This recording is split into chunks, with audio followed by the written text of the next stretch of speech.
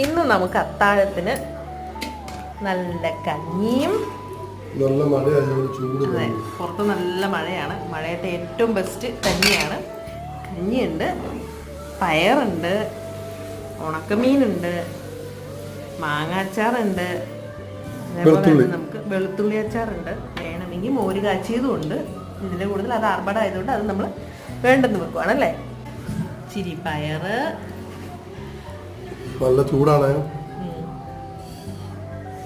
മീന്, വെളുത്തുള്ളി, മാങ്ങ.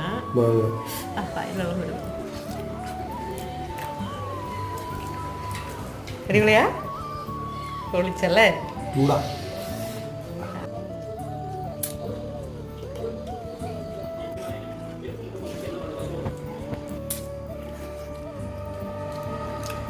കൂട്ടണം.